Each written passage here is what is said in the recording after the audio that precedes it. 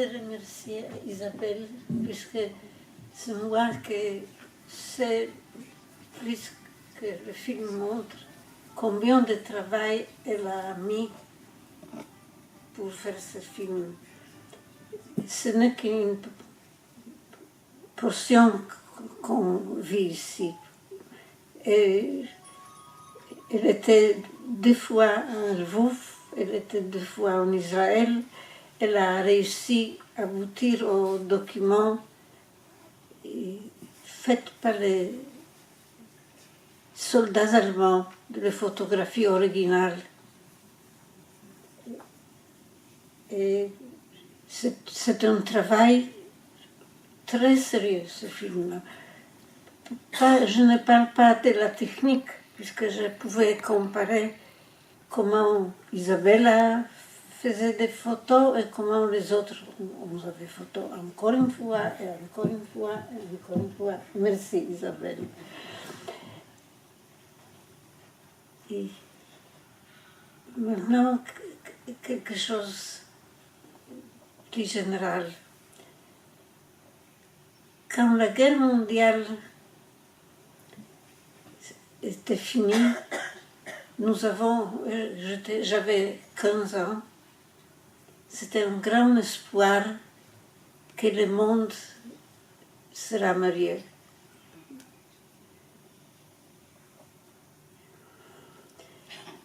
Puisque je suis vivant presque un siècle, ça me fait mal de voir que les choses terribles continuent.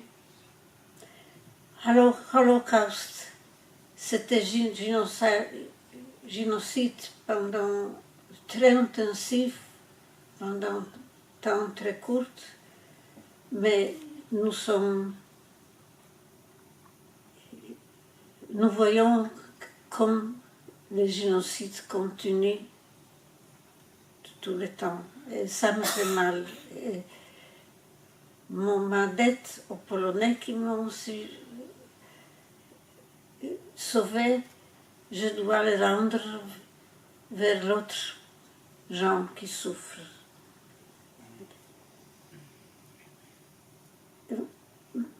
Maintenant, quelque chose de tout à fait autre.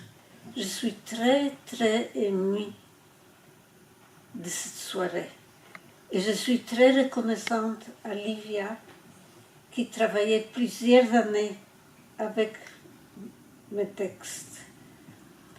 Je suis très reconnaissante à Judith. Aussi pour qu'elle ait décidé de mettre ses intérêts dans mes souvenirs.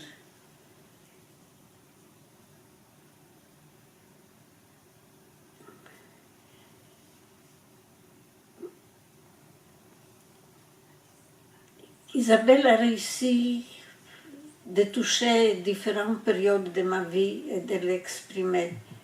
Pourtant, il y a une très longue période qui n'est pas du tout exprimée.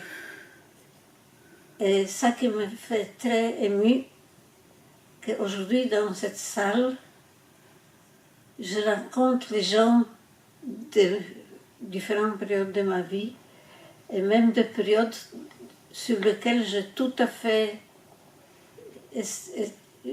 ne les mêlais jamais avec mon histoire. C'est Zmira avec laquelle je travaillais en chimie dans la même chambre. On a fait des recherches. C'est aussi Dalia Fialkov, la période de quelques années de Rehovot, de recherche en chimie, de que je ne parle pas du tout.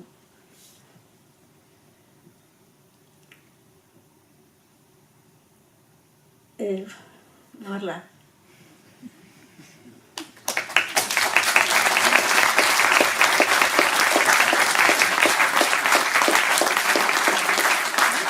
va vous laisser la parole, donc n'hésitez pas, donc on est nombreux, des protagonistes du film, Catherine Cocchio, les enfants, donc vous pouvez poser des questions à tout le monde, ou féliciter Isabelle. Ça c'est pour la presse, mais c'est aussi pour maintenant. Si vous avez des questions. Oui. Il y a une question au fond, je pense. Au fond, je pense.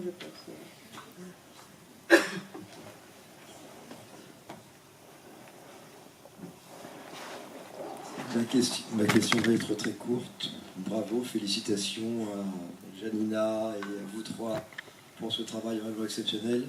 Merci, Michael Desaint-Cheron. Est-ce que, Janina, vous pourriez nous dire comment votre destin vous a conduit en France? Pourquoi la France?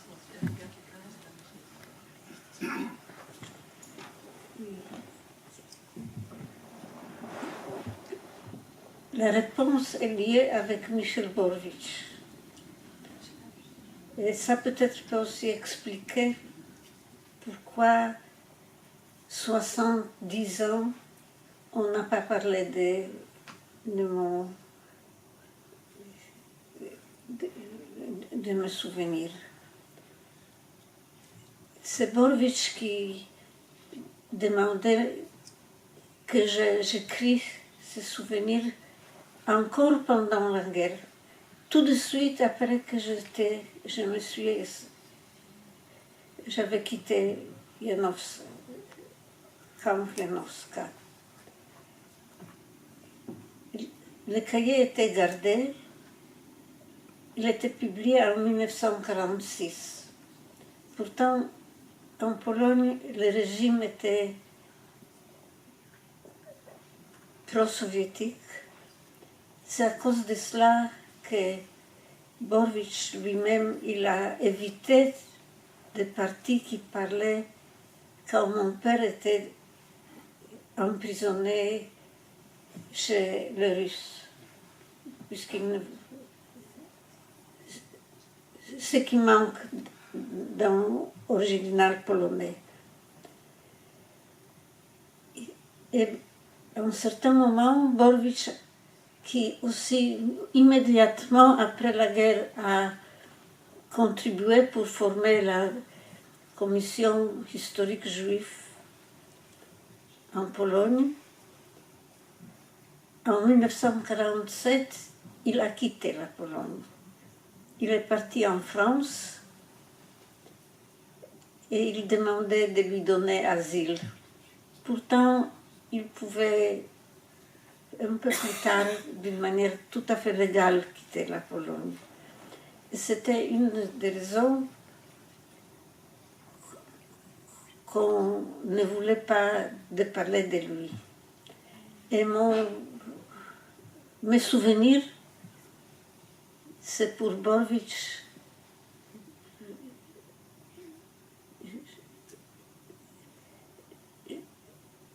un remerciement, puisque je suis, excusez-moi, je parle mal dans chaque langue. C'est lui qui m'a sauvé, tout le crédit est à lui, et puisqu'on ne voulait pas parler de lui, aussi on n'a pas parlé de mes souvenirs. Et je suis très contente qu'on a cette occasion de parler de lui. Il n'y a pas de personne qui n'a pas de mauvais côtés, mais de ces bons côtés, il faut parler, il faut l'estimer. Et ce que nous avons cette soirée ici, grâce à Livia qui a compris ça quand elle travaillait dans les archives. Je crois que Michael voulait aussi savoir, peut-être tu pourras nous dire. Une fois donc Yanina est arrivée en Israël en 1948, il y a quelque chose qu'elle nous racontait souvent et qu'elle a dit ici même au témoignage, qu'on a consacré à elle en 2012 durant l'exposition. Il fallait travailler, il fallait chercher un métier. Et bien sûr que la langue comptait beaucoup pour elle. Donc elle écrivait en polonais. Vous pouvez lire ici donc dans les livres des poèmes qu'elle a écrits qui sont vraiment une langue exquise. Donc c'est des traductions, mais on voit vraiment que l'original est magnifique. À 18 ans après le bac, elle arrive en Israël et c'était notamment des études d'histoire sociale, enfin de la littérature qu'elle voulait faire, mais elle pensait qu'elle n'allait jamais apprendre la langue aussi profondément pour pouvoir la manipuler comme elle voulait.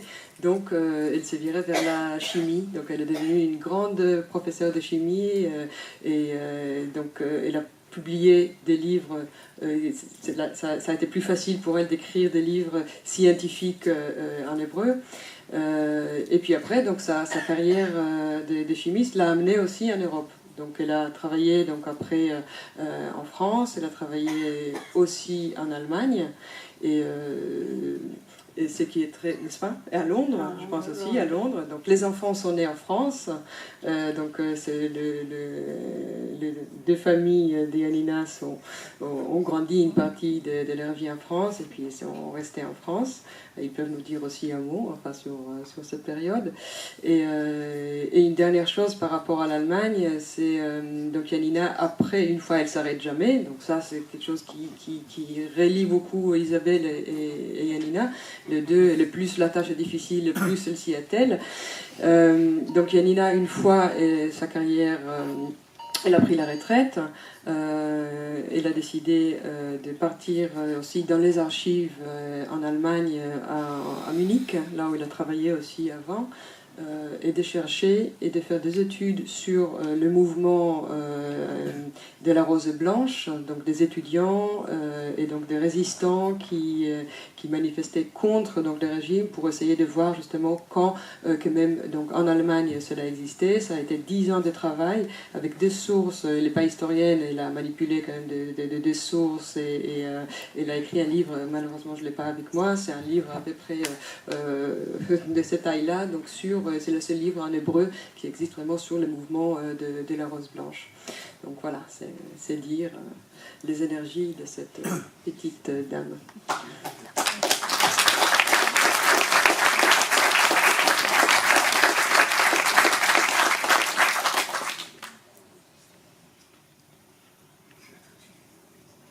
Il y a d'autres questions? Bien sûr,